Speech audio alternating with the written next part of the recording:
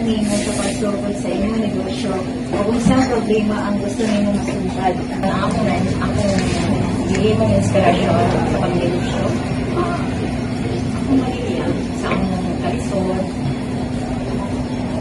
muna nag-negosyo hindi para provide sa aming mga bata ng eskwela, hindi kami pinangan ng pangpang. Kaya nag-start ang gawin mga bata ng negosyo ng karoon. Nag-negosyo hindi lamang sa mga bata. Kuha na gindi sa mga sa una sa pamilya pa. Bata ko niya, kaya pang bata ko niya. Yung parents kay hindi no business. So, na-adapt ito naman lang kaibigan ko small, kami yung ilang sa school na una. So, nakakita ko ito namo ang income to business. Sa ang pinakadakong mahagi na imong kaatubang sa pagsugod sa negosyo o kung saan nimo pag-ubay ka nito. Siguro sa financial, kay hindi ko malikayan na sa pag-start pa lang, imbis kayo nag-start pa, nagsugod yung pangutang, di ba?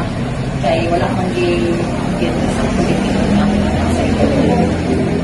So, kung ang start yun, hindi ko masugod naman. Pangutang yun.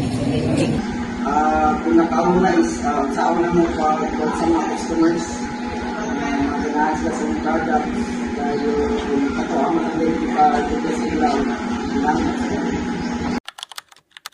Unsang mga rest ang imong ikuha sa pagsugod o paglambo sa imong negosyo o kung saan imong pagdesisyon nga angay kini i-rest. So, pagsugod din ako din sa aming negosyo. Hinoon, wala pa din nilang kwan, no? Kay starting pa din ako din na one day mag-dread me sa saan siya nakawat? Kaning space, kay sa una ipag-negosyo na mo, yara ni sa among pagkaran. So, karon ako yung i-kuan na nag-dread me ni Anis, tapos ako din siya nga, renta, no? Wala pa na mo na kuan, kung ako din na amo hindi sugal lang among tunganan ani gani lang din kami sa among ahas para din mo nga makuha din mo ma-provide din mo sa among mga isulan ay list kanan kuan o sa mga kaya customers na abay sulod balik ako na mag-ibig ang gawin na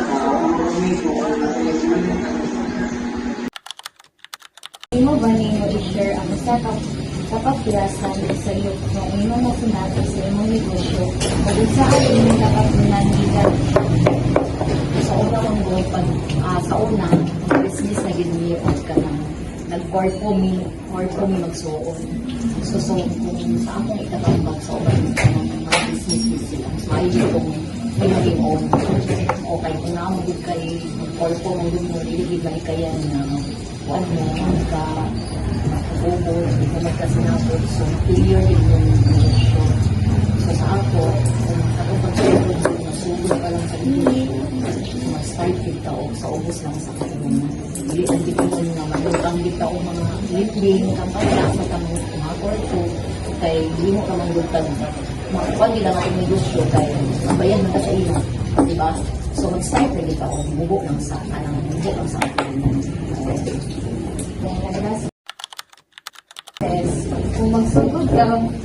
kung magsugod ka pag-usad karon unsa imong buhaton nila o unsa itambag ng imong mahatag sa mga batayan gustong manimong negosyante. Start sa kahit ako na kapitay. So,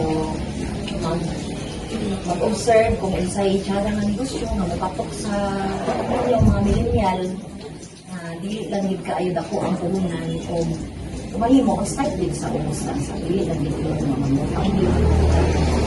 Ito ka na kita kung ano, magkaan na may legislation, step by step.